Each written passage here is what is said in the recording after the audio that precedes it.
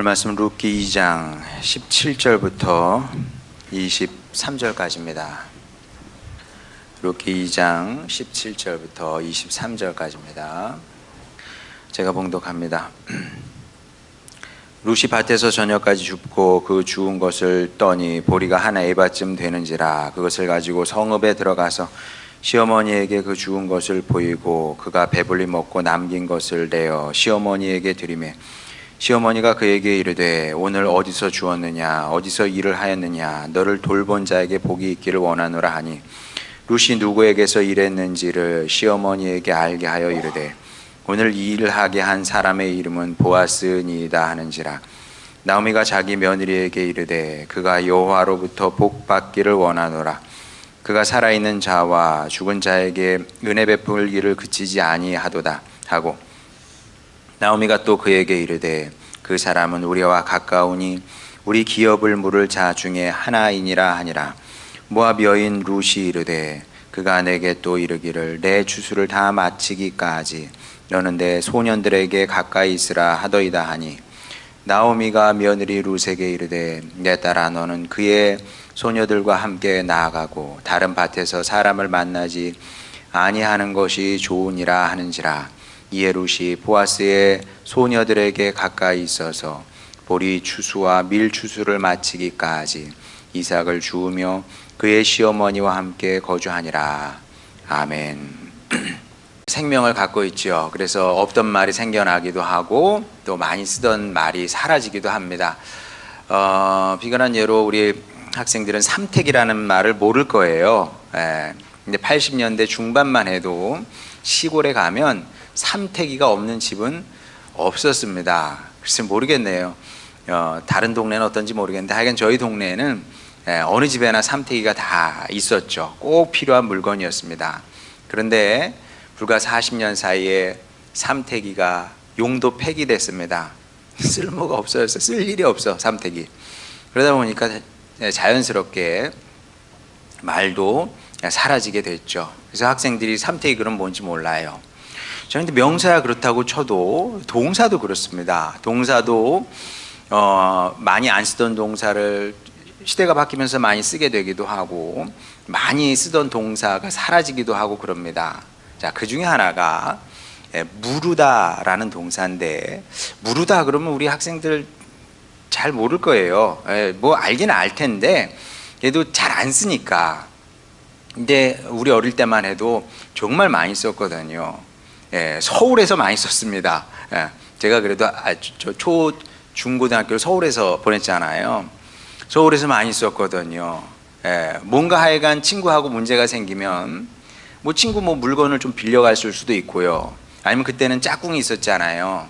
짝꿍하고 뭐 이렇게 하여간 선을 아무리 그어놔도 뭐 넘어가서 뭔가 이제 좀 손해를 끼치는 일이 생기잖아요. 그때마다 했던 말이 뭐냐 하면 네가 망가뜨렸으니까 네가 이렇게 해놨으니까 물어내 이런 말 많이 썼거든요. 요즘 많이 안 쓰죠. 물어내라는 말을. 하여간 많이 썼어요. 물어내라는 말을. 뿐이겠습니까? 우리 이제 야구 하잖아요. 지금은 이제 밖에서 많이 안 놉니다만은 그때는 뭐 다 밖에서 놀았죠. 그 골목길에서도 놀고 거기서 왜 야구공을 가지고 그 딱딱한 뭐 물렁한 야구공 가지고도 놀았습니다만 딱딱한 공 가지고 놀았거든요. 딱 쳤는데 남의 집 유리창을 깨기도 하고 그러거든요. 그러면 그 당시에는 이제 서울에서 이제 대부분의 가족이 아버지가 나가서 일을 하셨고 어머니들은 이제 많은 경우 집에 계셨습니다. 와장창 그러면 이제 집주인 아주머니 뛰어나오죠. 어떤 놈이 깼냐? 누가 깼냐? 당장 나와라. 네가 깼냐? 네가 물어내. 그러면 이제 가슴이 철렁 내려앉죠. 자, 이런 뭐 이렇게 이제 무르다라는 동사를 많이 썼는데 이제 뭐 오래전 얘기입니다만은 자, 제가 왜 이 오래전 얘기를 꺼냈냐면 오늘 본문이 비슷한 내용을 다루고 있기 때문에 그렇습니다. 룻의 시대에도 룻이 지금으로부터 몇 년 전 사람일까요? 한 3천 정확하진 않아요. 이따 이제 성경대학에서도 얘기하겠습니다만은 이 옛날 그 시대를 정확하게 딱 측정을 한다는 건 불가능한 겁니다. 예, 3천 몇백 년 전 사람이니까. 여러분, 예, 우리나라 역사 시대를 특정한다는 건 어렵거든요. 예, 우리 삼국시대가 언제 시작됐습니까? 특정이 안 돼요. 대략 주 영년은 없죠. 1년 그거 좀 왔다 갔다 한다고 그러는데 알 길이 없어요. 근데 구약 시대는 훨씬 더 오래전 얘기 아니겠습니까? 한 3천 몇백 년 전 얘긴데, 자, 이 당시에 무르다라는 동사가 이스라엘 내에서 굉장히 많이 쓰였다는 거죠. 그래서 구약에만 봐도, 구약 성경에만 무르다라는 동사가 제가 정확하게 세어보지는 않았어요. 근데 분명한 것은 50회 이상 쓰이고 있습니다. 동사 하나가, 그것도 무르다라고, 우리가 잘 쓰지도 않는 동사를 구약에서 50번 쓴다는 것은 굉장히 많이 쓰였다는 얘기입니다. 다만 차이가 있다면 우리의 문화적 쓰임과 이스라엘 내에서의 문화적 쓰임이, 이 단어의 쓰임이 좀 많이 달랐다는 거죠. 우리 문화에서는 적어도 제가 어렸을 때는 부정적인 의미로 쓰였습니다. 물건이 망가지든 관계가 망가졌을 때 책임을 추궁하기 위해서 쓰였던 거죠. 물어내, 네가 네 책임이잖아. 그러기 위해서 쓰였습니다. 반면에 구약 시대에는 항상, 제가 알기로는 항상이에요. 항상 긍정적인 의미로 쓰였던 것을 보게 됩니다. 자, 무슨 얘기인지 한번 보겠습니다. 레위기 25장 47절부터 49절까지. 만일 너와 함께 있는 거류민이나 동거인은 부유하게 되고, 자, 지금 외국 사람이 들어와서 살다가 부자가 됐다는 얘기예요. 그와 함께 있는 내 형제는 히브리 사람을 말하는 거죠. 가난하게 되므로 그가 너와 함께 있는 거류민이나 동거인 또는 거류민의 가족의 후손에게 팔리면, 외국인의 종으로 팔리게 됐을 경우 얘기예요.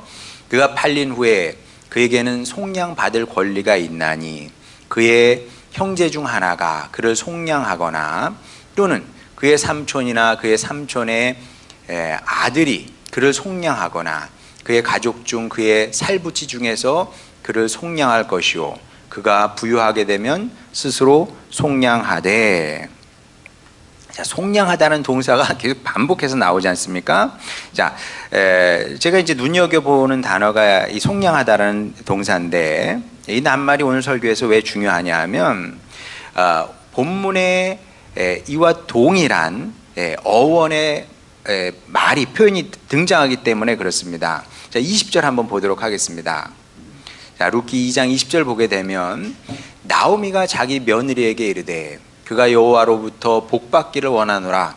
그가 살아있는 자와 죽은 자에게 은혜 베풀기를 그치지 아니하도다 하고, 나오미가 또 그에게 이르되 그 사람은 우리와 가까우니 우리 기업을 물을 자 중에 하나이니라 하니라. 자, 기업을 물을 자에 제가 저렇게 빨간색을 칠한 이유는 이유가 있겠죠, 당연히. 자, 왜냐하면 우리 좀 전에 속량하다라는 동사를 봤죠. 그리고 여기 기업을 무르다라는 동사가 나오는데 이 어원이 같아요. 같은 단어에서 파생된 말입니다. 동사로 쓰이면 속량하다, 무르다라는 뜻이 되는 것이고, 명사로 쓰이게 되면 이렇게 기업을 물을 자라고 번역을 하게 되는 겁니다. 아니면 기업을 속량할 자라고 번역을 해도 돼요. 자, 이게 어쩌다가 전혀 다른 말이, 우리식으로 하면 전혀 다른 말이잖아요.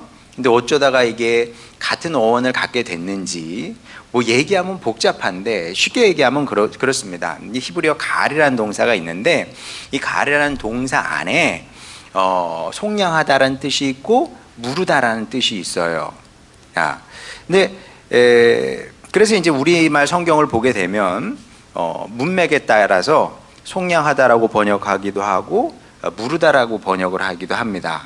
근데 이제 우리 성경에는 대부분 속량하다로 번역을 하고 있기는 합니다만은, 근데 어떤 때는 이제 무르다라고 번역을 하는 게 더 이해하기가 더 편할 때가 있고요. 그리고 많은 경우 뭐 속량하다를 무르다라고 바꿔도 크게 의미의 차이는 없는 것을 확인하게 됩니다. 다시 한번 레위기 25장 47절 그쪽 한번 넘겨주세요. 예. 만일 너와 함께 있는 거류민이나 동거인은 부유하게 되고 그와 함께 있는 네 형제는 가난하게 되므로 그가 너와 함께 있는 거류민이나 동거인 또는 거류민의 가족의 후손에게 팔리면, 자, 팔린대요. 자, 고대에 사람이 종으로 팔리게 되는 경우는 뭐 두 가지밖에 없습니다. 예, 전쟁에 져서 포로로 끌려가면 이제 종으로 팔리는 거고요. 그렇지 않으면 채무를 감당할 수 없게 되는 거죠. 빚을 갚아야 되는데 갚을 수 없어요. 그럼 어떻게 돼요? 몸으로 때우는 겁니다. 그러니까 종으로 팔려가서 자기 빚을 다 갚을 때까지 채권자의 종으로 살게 되는 거죠. 자, 근데 이건 너무 가혹하잖아요. 여러분도 한번 생각해 보세요. 우리 이렇게 자유롭게 살고 있다가 종으로 살게 되면 어떨까요? 자, 우리 이제 남학생들도 이제 군대를 가야 됩니다. 어쩔 수 없어요. 우리나라에서는 이건 뭐 피할 수 없는 겁니다. 가기 싫어도 가야죠. 저도 당연히 군대 가고 싶지 않았습니다. 군대 가고 싶은 사람이 누가 있겠어요. 근데 이제 뭐 나라가 부르니까 가는 거고 또 그게 국민의 의무니까 가는 거지 즐거움으로 가는 사람은 없어요. 군대가 싫은 이유는 왜 싫습니까? 왜냐하면 내 자유를 박탈당하기 때문에 그런 거예요. 뭐 지금은 그래도 많이 자유를 줍니다만은 제가 군대 갈 때만 해도 가면 자유라는 건 없거든요. 아침에 일찍 일어나야 되고 군사훈련 해야 되고, 여러분 신학생이 이렇게 총검술 배운 게 기분 좋겠습니까? 사람 찌르는 훈련인데 기분 좋지 않아요. 그리고 틈만 나면 낫질 시키고요, 나무 베라 그러고요, 땅 파고요. 땅 파는 게 얼마나, 사실 포크레인으로 한번 찍으면 되는데 그걸 삽질해서 파라 그래요. 얼마나 힘듭니까? 손에서 피난 일이 뭐 한두 번이겠습니까? 좋지 않아요. 왜냐하면 자유를 박탈당하는 거기 때문에.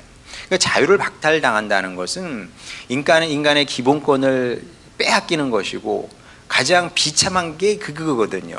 자, 그러면 그냥 둘 수 없어요. 그래서 하나님께서 이스라엘 백성들에게 주신 규범이 뭐냐면 이 속량법인 겁니다. 내 형제가 혹시 그런 처지에 처해 있거든, 너는 절대로 그냥 가만 두고 보지 말고 내가 돈을 가지고 있으면 물어주라는 거예요. 물어줘서 내 형제가 지금 공경에 처해 있으니 그를 구원해내서 그에게 다시 자유를 회복시켜 줘라, 그런 얘기입니다. 그러니까 물어주면 속량이 되는 거예요. 그러니까 가을이 이 두 가지 뜻을 전혀 다른 것처럼 보이는데 무르다와 속량하다라는 두 가지 뜻을 가질 수밖에 없었던 거죠. 물어주면 속량이 되는 거니까. 자, 그래서 이제 이 하나님께서 이스라엘 백성에게 주신 이 규범인데 굉장히 사람을 살리는 거기 때문에 선하고 아름다운 규범인 거죠. 자, 그런데 여기 이제 작은 문제가 있습니다. 다시 20절 한번 보여주세요. 여기 보게 되면 나오미가 룻에게 뭐라고 얘기하냐면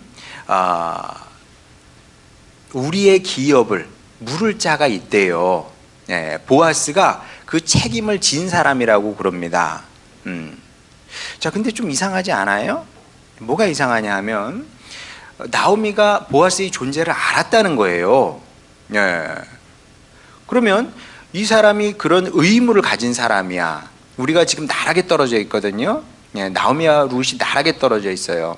그럼 우리를 구원해줄, 속량할 의무를 가지고 있다는 사실을 나오미가 알았는데 왜 나오미는 처음부터 보아스를 찾지 않았냐는 거죠. 귀국하자마자 보아스를 찾아가면 될 거 아니에요. 그리고 이제 나중에 또 보겠습니다만 보아스보다 더 중한 의무를 진 더 가까운 친척도 있었거든요. 아무개라고 나옵니다. 이름을 밝히지 않아요. 그냥 아무개. 그 아무개가 있는데 그 사람을 찾아가서 우리가 지금 나락에 떨어져 있으니 당신의 의무요, 물어주시오. 이렇게 요구할 수 있었다는 겁니다. 왜냐하면 그 권리니까. 하나님께서 말씀하신, 규정하신 권리예요. 그리고 그 사람들에게는 의무입니다. 그런데 나오미는 그들을 찾아가서 이런 요청을 하지 않았다는 거죠. 사실 정확하게 얘기하면 할 수 없었던 겁니다. 왜 할 수 없었을까요? 아니, 권리인데 권리는 쓰라고 있는 거 아니에요? 네, 여러분, 모든 권리를 다 쓸 수 있는 건 아니거든요. 여기 부모님들, 우리 이제 뭐 나이 들면 노인이 되겠죠. 자, 그러면 우리 자녀들은 우리를 봉양해야 될 의무가 있습니다. 그리고 우리는 부모이기 때문에 효도하라고 말할 수 있는 권리를 갖고 있어요. 자식에게는 의무이고 부모에게는 권리입니다. 그렇게 못하겠습니까? 여러분이 한 일이 얼마나 많아요. 자녀들을 키우는데 얼마나 희생과 헌신을 했습니까? 효도하라고 말할 수 있죠. 자, 그러면 하겠어요? 여러분이 이제 노인이 됐습니다. 생활비가 좀 부족해요. 야, 전화해서 이제 다음 달부터 100만 원씩 보내라. 100만 원씩. 이렇게 얘기할 수 있겠냐는 거예요. 있습니까? 없습니까? 안 되죠. 이런 걸 가리켜서 앓느니 죽는다, 이렇게 얘기를 하는 겁니다. 그럴 수 없어요. 이건 자발적으로 하는 거지. 어떻게 이걸 강제합니까? 근데 여러분, 효도가 이런데 사실 그 속량법은 하위법이거든요. 효도는 상위법이에요. 십계명에도 기록이 되어 있습니다. 근데 그것도 자발적으로 하는 거예요. 강요를 아무도 못해요. 근데 그보다 한참 하위법인 속량법을 어떻게 강요하겠습니까? 강제 이행은 불가능한 겁니다. 게다가 롯을 속량을 하려면 물어줘야 될 게 너무나 많은 거죠. 외국인이에요. 그것도 외국인 중에서도 이스라엘 백성들이 천하게 여겼던 모압 사람 아닙니까? 게다가 한번 결혼도 했네. 게다가 빈털털이에요. 그럼 내가 얻을 수 있는 건 아무것도 없거든. 이게 히브리 사람, 히브리 남성은 다 꺼릴 조건만 가지고 있는 사람이었습니다. 그 져야 하는 부담은 너무나 큰데 얻을 수 있는 것은 없는 거죠. 그리고 나오미가 이제 이 사실을 알고 있었던 겁니다. 알고 있었어요. 이 사실을 알고 있었기 때문에 가봐야 우리에겐 희망이 없어. 나야 인생 뭐 이제 어차피 끝난 거니까 난 고향 땅으로 가더라도 며느리 너희들까지 가서 그 희망 없는, 소망 없는 인생을 살게 할 수는 없잖아요. 그러니까 친정으로 돌아가라고 했던 겁니다. 근데 이제 굳이 따라온다고 하니까 데리고 왔는데, 근데 살 길은 없었던 거죠. 이게 될 일이 아니야. 그러니까 나오미가 고향 땅에 와서도 기업을 물을 사람을, 그러니까 자신과 룻을, 며느리 룻을 구원할 수 있는 친척을 찾지 않았던 거죠.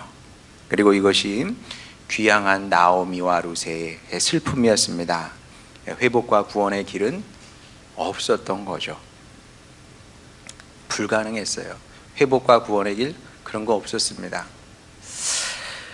자, 저는 이제 이 말씀을 이제 묵상을 하면서 여러 가지 생각을 했는데, 먼저 마귀의 언어와 하나님의 언어의 차이는 뭘까, 그런 생각을 해봤습니다. 마귀의 언어는 어떤 걸까요? 자, 다시 말하지만 마귀가 뿔 달리고 뭐 그런 거 아니에요. 마귀는 눈에 보이지 않습니다. 하나님이 눈에 보이지 않는 것처럼 마귀도 눈에 보이는 게 아니에요. 그러면 마귀는 어떻게 일할까요? 마귀는 항상 하나님하고 비슷해요. 하나님도 말씀을 통해서 일하시잖아요. 그렇죠? 여러분 이렇게 주일날 예배 나와서 설교 듣고 예배 드리고 가면 조금 정신이 되돌아오지 않아요? 왜냐하면 주님의 말씀이 들어갔거든. 말씀을 통해서 일하시는 겁니다. 마귀도 말을 통해서 일을 하죠. 그리고 하나님 관계를 통해서 일하시잖아요. 하나님께서 사도 바울을 부르셔서 예수님께서 만나 주시잖아요. 예수님께서 다 해주시면 되는데 아나니아를 만나라고 그러시거든요. 그러니까 항상 하나님은 관계를 통해서 일하십니다. 마귀도 마찬가지예요. 마귀의 일은 현저한데 일단 관계 파괴적입니다. 하나님과의 관계를 깨트려 버리고요. 그 다음에 성도와의 관계를 깨트려 버립니다. 항상 그래요. 항상 그래. 그러니까 여러분 어떠한 조건과 환경 속에서라도 절대 그런 일은 하면 안 됩니다. 관계 파괴적으로 행동하면 안 돼요. 관계 파괴적으로 사고하면 안 됩니다. 그거는 마귀의 일이고, 그리고 또 다른 마귀의 일은 뭐냐면 말을 통해서 일한다고 그랬잖아요. 마귀의 말의 현저한 특징이 있습니다. 그건 뭐냐 하면 우리를 구석으로 몰아가요. 구석으로 항상 몰아갑니다. 그래서 뭐라고 얘기하냐면 네가 한 일이잖아, 네가 물어내. 항상 이런 식이에요. 너가 했잖아, 네가 물어내야지, 네 책임이야. 항상 그렇게 얘기합니다. 이게 마귀의 말의 현저한 특징이에요. 여러분 오늘 두 가지 꼭 기억하시기 바랍니다. 마귀는 관계 파괴적이다. 그리고 마귀는 항상 이런 식으로 이상한 말로 우리를 이제 궁지로 몰아붙이는 거죠. 근데 왜 우리가 거기에 말려드는 줄 아세요? 왜냐하면 합리적이기 때문에 그렇습니다. 마귀의 말은 대체적으로 합리적이에요. 이게 참 어려운 거죠. 그러니까 여러분 합리성, 논리성을 너무 좋아하지 마시기 바랍니다. 논리적이고 합리적인데 사람을 죽여버려. 근데 그거는 마귀의 말이거든요. 근데 여러분 마귀의 말을 들어보면 진짜 맞거든요. 여러분 생각해 보세요. 내 인생이 이렇게 됐어요. 그 누구 잘못입니까? 내 잘못이에요. 내가 잘못해서 그런 거예요. 여러분 인생살이는 대부분 인과응보가 많아요. 내가 하면 안 되는 행동을 했잖아요. 여러분 솔직히 생각해 보세요. 내가 하면 안 되는 행동을 한 거예요. 일을 한 거예요. 그리고 굳이 하나님께서 하지 말라는 걸 내가 선택했거든. 누구한테 가서 하소연을 하겠습니까? 내 책임이고 내 잘못인 거예요. 내가 잘못해서 다 이런 일이 일어난 겁니다. 부정할 수 없어요. 이걸 부정한다? 그건 그야말로 진짜 합리성을 상실한 사람인 거지. 그래서 내가 책임져야 되는 것이고 내가 다 물어내야 되는 겁니다. 그래서 마귀의 결론은 뭐예요? 결국 죽으라는 거예요. 죽어. 다른 방법 없어. 네가 망해서 죽는 수밖에 없어. 왜냐하면 물어줄 수 없거든. 어떻게 물어줍니까? 내가 어떻게 책임져요? 내가 물어줄 수 있고 책임질 수 있으면 인생 쉽지. 어느 순간 깨닫게 되는 거죠. 내가 물어줄 수 없다는 것을, 내가 책임질 수 없다는 것을. 그러니까 죽으라는 겁니다. 그리고 여러분 자살하는 사람들 얘기 들어보면 자살을 시도했다가 살아난 사람들이 그 공통적으로 하는 얘기들이 있잖아요. 소리가 들린대요. 너는 쓰레기야. 너는 가치 없는 인간이야. 그러니까 죽어. 너 죽으면 다 좋아해. 뭐 다 좋아하지 않을지는 몰라도 뭐 네가 죽는다 그래서 뭐 세상이 뭐 어떻게 슬퍼 그냥 너 죽는 게 차라리 나아. 이런 식으로 항상 얘기한다는 겁니다. 거기에 말려드는 거죠. 마귀의 말은 항상 현저한 거예요. 이런 식으로 우리를 절망의 나락으로 막 몰아붙여서 죽게 만드는 거죠. 망하게 만드는 겁니다. 그럼 하나님은 어떨까요? 하나님도 마귀처럼 말씀하실 리는 없지 않겠습니까? 그럼요. 하나님께서 여러분에게 네 잘못이니까 네가 다 책임져라. 네가 물어내야지. 그렇게 말씀하시지 않으시겠죠, 당연히. 하나님의 말은 전혀 다릅니다. 근데 참 신기한 게 뭔지 아세요? 마귀가 하나님을 보면서 일하시기 때문에 하나님이라고 진짜 비슷하거든요. 근데 하나님도 그러니까 마귀하고 비슷한 단어와 말을 쓰세요. 한 80%는 비슷해요. 진짜로. 마귀가 쓰는 말이나 하나님이 쓰시는 말이나 비슷해요. 80%는. 근데 내용은 정반대입니다. 하나님은 여러분에게 어떻게 말씀하실까요? 당신의 자녀들에게 어떻게 말씀하실 것 같습니까? 내가 다 물어줄게. 내가 책임지 마. 그러니 너는 안심하고 걱정하지 말고 두려워하지 마라. 하나님은 항상 그렇게 말씀하십니다. 항상, 늘, 언제나. 어떻게 이렇게 자신 있게 얘기할 수 있을까요, 여러분? 제가 하나님이 아니잖아요. 하나님이 아닌데 이게 하나님의 마음이라고 어떻게 이렇게 자신 있게 얘기할 수 있습니까? 왜냐하면 이게 부모의 도리거든요. 부모는 원래 그런 거예요. 부모는 원래 그런 거야. 여러분, 철부지 자녀가 남의 집 유리창을 깼어요. 뭐 유리창은 못 까니까 아무것도 아니지. 여러분 자녀가 외제차 위에 올라가서 텅텅 놀았어. 쿵쿵 뛰면서 놀았어. 그러다가 친구들하고 신나서 막 유리까지 깨버렸네. 얼마나 나올까요? 뭐 외제차도 뭐 가격이 왔다 갔다 하기 때문에 비싼 건 비싸고 뭐 저렴한 건 저렴하고 그럴 테니까 아주 비싼 거는 뭐 몇 천만 원 나올 수 있습니다. 그럼 어떻게 하실래요? 네가 물어줘, 자식아. 네가 너 책임이야. 감옥에 가서 썩고 나와. 다 치르고 나와. 그럴 부모 있습니까? 뭐 그럴 부모도 있을 수는 있을 거예요. 근데 여러분 그러겠습니까? 아니요. 마음은 아프지. 마음은 아프고 고통스럽죠. 그래도 자식이니 어떻게 내가 물어줘야지. 그래서 내가 물어주고 해결을 하는 거예요. 왜? 이게 부모됨의 의미인 겁니다. 그럴 마음의 결심을 안 하고 어떻게 아기를 낳겠으며, 그런 마음의 결단 없이 어떻게 애를 키우겠습니까? 마찬가지로 하나님께서 우리의 아버지가 되셨다고 스스로 고백을 하신 거예요. 우리가 하나님을 아버지라고 부른 것이 아니라 하나님께서 우리에게 가르쳐 주신 겁니다. 우리의 아버지가 되시겠다고 스스로 결심을 하신 거예요. 그러면 그 아버지 됨의 의미를 하나님께서 모르고 그 얘기를 하셨겠습니까? 아시고 하신 거예요. 어떻게 아셨어요? 우리가 잘못하더라도 책임은 하나님께서 지시겠다는 그런 의지의 표현이었던 거죠.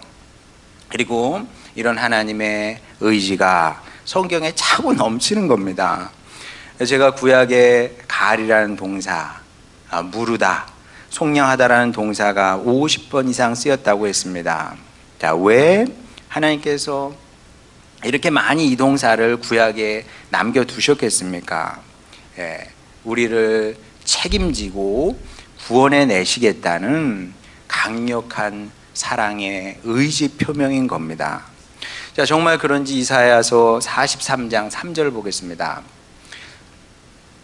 대전하는 여호와 내 하나님이요 이스라엘의 거룩하니요 내 구원자임이라. 내가 애굽을 너의 속량물로 구스와 스바를 너를 대신하여 주었노라. 이스라엘이 잘못했거든요. 근데 뭔가 물어줘야 돼. 이제 다 비유적인 언어죠. 뭐 하나님께서 누구에게 물어주겠습니까? 근데 어쨌든 그냥 죄의 용서가 그냥 되는 건 아니야. 근데 하나님께서 이스라엘을 구원하시기 위해서라면 기꺼이 그것이 애굽이 되든 뭐 에디오피아가, 구순 에디오피아를 얘기하잖아요. 에디오피아가 됐든 스바가 됐든 어떤 나라든 아낌없이 내놓겠다는 그런 하나님의 의지거든요. 자, 그런데 우리도 하나님께 이스라엘만큼 소중한 겁니다. 우리의 구원, 우리를 살리기 위해서 하나님은 뭐든 물어주실 준비가 돼 있는 겁니다. 뭐든 물어주실 준비가 돼 있어요. 자, 그런데 문제는 우리가 하나님의 도움을 받을 생각을 잘 하지 않는다는 거죠. 그러니까 이제 여러분 그 사무엘이 재밌는 얘기를 하잖아요. 내가 하나님께 기도를 쉬는 죄를 범하지 않겠다 그랬거든요. 그 기도를 쉬는 건 죄예요. 좀 이해가 좀 잘 안 가죠. 왜, 어떤 의미에서 이 죄일까? 자, 우린 죄가 뭐냐 그러면 뭐 도덕적으로 옳지 않은 일, 뭐 이런 것들, 뭐 악행, 뭐 이런 걸 죄라고 생각을 해요. 아니면은 뭐 불순종, 믿음 없는 거, 불신, 뭐 이런 것만 이제 큰 죄라고 생각을 하는데, 물론 이런 것들도 작은 죄는 아니에요. 그렇죠. 그런 것도 큰 죄죠. 근데 여러분, 죄 중에서 가장 큰 죄는 뭔지 아십니까? 예. 정말 하나님을 마음에 아프게 하는 그런 큰 죄가 뭔지 아세요? 그것은 뭐냐 하면 아버지 하나님께 도움을 요청하지 않는 겁니다. 아버지 하나님께 도움을 요청하지 않는 거예요. 자, 이게 왜 큰 죄일까요, 여러분? 하나님의 아버지 됨을 부정하는 행위이기 때문에 그렇습니다. 그러니까 이제 인생에 문제가 생기는 거예요. 그때부터 이제 마귀의 음성을 들을 수밖에 없는 거예요. 세상 살이하고 비슷한 겁니다. 깡패들이, 일진들이 아이들을 불러놓고 도둑질 시켜요. 그래놓고 이제 몰아가는 거죠. 너희 부모님한테 얘기한다? 실망하겠지? 너희 감옥에 가는 거야? 두렵잖아요. 그럼 그의 종이 되는 거예요. 그 다음에 이제 그 아이가 그 일진이 시키는 거를 또 따라서 하겠죠. 예. 그렇게 매여서 살게 되는 겁니다. 부모님께 가면 되거든요. 엄마 아빠 잘못했어요. 그럼 문제가 해결이 되는데, 그렇지 않으니까 이제 문제가 꼬이는 거죠. 마찬가지로 우리도 그러면 되거든요. 자존심 내세워요. 자존심. 유튜브 보면 과학자들이 인간의 자존심 얘기, 그래서 신을 믿을 수가 없대. 속으로 그러죠. 그럼 계속 그렇게 사세요. 네가 다 책임져라. 네가 다 물어내라. 물어내지도 못하면서 책임도 못 지면서 그렇게 얘기를 하는 거죠. 자존심, 가짜는 자존심. 여러분 괜찮아요. 아이고 사람이 그렇지 뭐 우리가 뭐 잘못하고 부족하고 실수하고 뭐 그런 거죠. 면목이 없어요. 당연한 것이 우리가 하나님 앞에 무슨 면목이 없는 게 당연하지. 그럼 하나님 앞에 떳떳하겠습니까? 면목이 없어도 우리 두 손 들고 아버지를 찾게 되면 기꺼이 하나님께서 우리의 구원자가 되어 주신다는 거죠. 인생의 수렁에서 우리를 건져 주시기도 하고 회복의 은혜를 누리게도 하시는 겁니다. 그래서 저는 이 삶을 어떤 대천덕 신부님께서 그런 얘기를 하시는데 저는 너무 그게 마음에 들었어요. 그러니까 이제 내 삶을 한 실험실처럼 생각을 한다는 거예요. 내가 정말 하나님의 말씀대로 그렇게 한번 살아보는 거죠. 그랬더니 어떻게 되는지. 그러니까 요거는 시험하고는 다른 거예요. 내가 하나님을 테스트하는 게 아니에요. 그게 아니라 그런 기대를 갖고 한번 살아보는 거죠. 하나님께서 이렇게 말씀을 하셨으니 그래 나를 구원하신대, 내 삶을 회복해 주신대. 그러면 그 말씀 따라 한번 살아보는 보는 겁니다. 어떻게 구원받고 어떻게 회복되는지 내 삶을 통해서 확인해 보는 거죠. 그게 신앙생활이에요. 자, 그러면 어떻게 회복시키시고 어떻게 우리를 구원하실까요? 자, 그거는 이거다라고 얘기할 수는 없어요. 왜냐하면 사람마다 다르기 때문에. 사람마다 다른 겁니다. 아브라함은 아브라함의 방식으로, 야곱은 야곱의 방식으로, 룻은 룻의 방식으로, 그에게 딱 맞는 방식으로 구원하시고 회복시키시는 거거든요. 룻은 그래서 남편을 만나게 되고 그 다음에 아기를 낳아서 메시아의 계보를 잇게 되는 겁니다. 그럼 여러분은요? 여러분은 여러분의 방식, 여러분에게 딱 맞는 방식이 있을 겁니다. 그게 뭔지는 몰라요. 여러분에게 가장 적절한 방식으로 하나님께서 여러분을 구원하실 것이고 회복시키실 것을 믿으시기 바랍니다. 그리고 이 믿음으로 소망하면서 살아가는 거예요. 평생 소망하면서 살아가게 되는 겁니다. 그러면 결국 어떻게 될까요? 주님 안에서 여러분은 만족하게 될 것이고, 주님 안에서 여러분은 흡족하게 될 것이고, 또 여러분을 축복하신 분으로 인해서 감사하고 기뻐하는 인생을 살게 될 겁니다. 이 소망을 갖고 부디 남은 인생 주님을 붙들고 주님을 찾고 구하면서 아버지 하나님과 동행하며 살아가는 여러분이 되시길 바랍니다. 그래서 하나님의 구원을 진심으로 감사하고 또 노래하며 살아가는 축복의 인생을 살아내는 여러분 모두가 되시기를 주님의 이름으로 축원합니다. 우리 찬양 부르고 기도하도록 하겠습니다.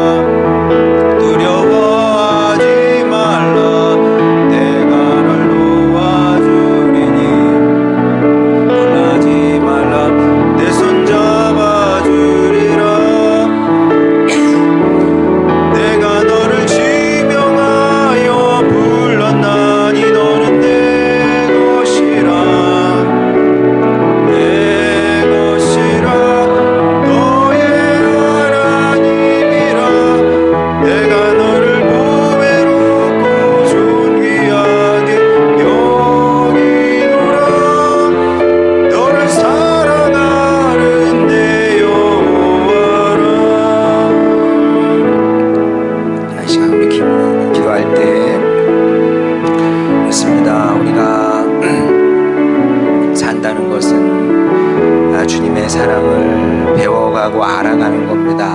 그래서 기쁨의 길이고요, 감사의 길인 겁니다. 여러분 기대해도 좋습니다. 여러분이 주님 안에 거하고 주님께 도움을 요청하면 주님께서 오셔서 여러분의 구원자가 되십니다.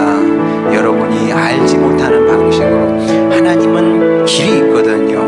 하나님은 방법이 있습니다. 능력이 있습니다. 여러분을 도우시고 구원하시고 회복시킬 수 있는 그런 그분의 비밀이 있거든요. 여러분이 이 사실을 믿으시기 바랍니다.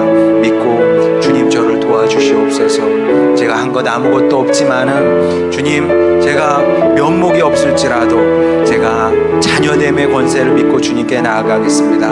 아버지 도와주셔서 저도 루처럼 회복의 인생을 살게 하여 주시고, 그래서 하나님 저를 사랑하셨습니다. 저를 축복하셨습니다.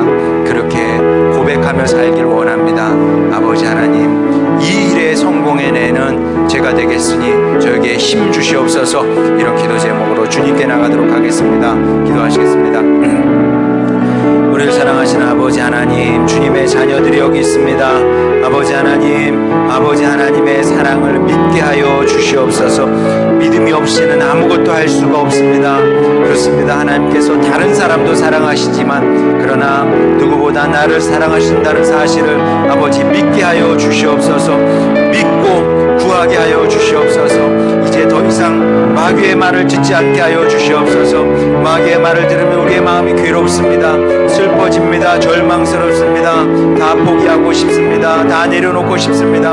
아버지, 그렇게 어리석은 인생을 살지 않게 하여 주시고, 아버지 하나님, 주여 주님께서 기뻐하시는 주님의 자녀로 살기를 원하나이다.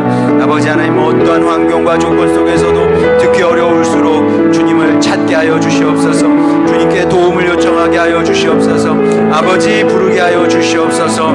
그리함으로 말미암아 주여 우리가 기대했던 것보다, 우리가 생각했던 것보다 더 좋은 것으로 갚으시는 주님의 은혜를 누리게 되기를 원하나이다. 아버지 하나님, 그리하여 우리가 끝내 웃기를 원합니다. 끝내 감사하기를 원합니다. 아버지 하나님, 끝내 주님께 영광 돌리기를 원합니다. 아버지 하나님, 그런 주님의 백성이 되겠사오니 더 좋은 것을 것을 선택하며 살아가게 하여 주시옵시고, 그리하여 아버지 하나님, 주님께서 우리의 삶을 복되게 하시고 아름답게 하시는 것을 우리의 삶을 통해서 보고 경험하고 또 주님께 영광 돌리는 축복의 자녀 되게 하여 주시옵소서. 우리를 사랑하시는 아버지 하나님, 우리의 기도 그대로 다 이루어지게 되기를 원합니다. 주님, 그렇게 끝까지 주여 이 믿음과 소망의 길을 걸어가게 하시고 주님과 함께 더 좋은 것을 누리고 또 나누며 살아가는 주님의 자녀 되게 하여 주시옵소서. 감사드리며 사랑 많으신 우리 구주 예수님의 이름으로 기도드렸습니다. 아멘.